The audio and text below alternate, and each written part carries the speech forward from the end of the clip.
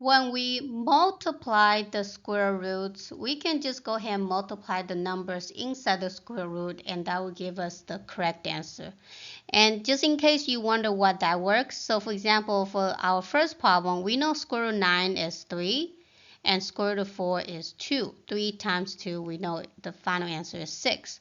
Or we can just multiply the numbers inside the square root, 9 times 4, and that's going to give us square root of 36, and square root of 36 is 6.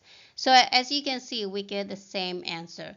So therefore, when we multiply the square roots, we can just multiply the numbers inside the square root.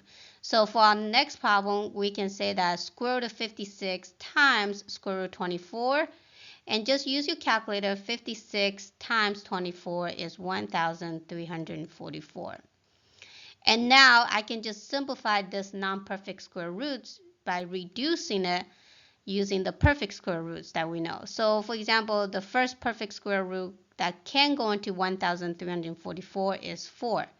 Because when I divide 1,344 by 4, that's going to give us 336. And now I can simplify the square root of 4, and that's going to give us 2. And I can break down square root of 336 by another square root of 4, because 336 divided by 4, that gives me 84. So again, square root of 4, we know it's 2.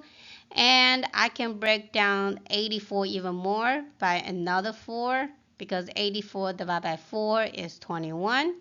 And again, taking the square root of each one, square root of 4 is 2. And I can't break down 21 anymore. There are no other perfect square roots that can go into 21. So now my final solution is take the numbers outside the square root and multiply them. 2 times 2 is 4, times another 2 is going to be 8. And then you bring down the square root of 21. And that's the answer for this problem. So let's look at the next problem. So what if you have numbers in front of the square root? Well, what you're going to do is take the numbers outside the square root and multiply them. 8 times 5 is 40. And now you're going to multiply the square roots together. So 2 times 10 is 20.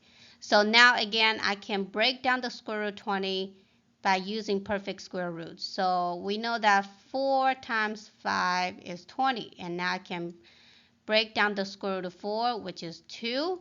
And I can't break down square root of 5 anymore. So this is it. So now take the numbers outside the square root, 40 and 2. Multiply them. That will give you 80. And you bring down the square root of 5. And that's the solution for this problem.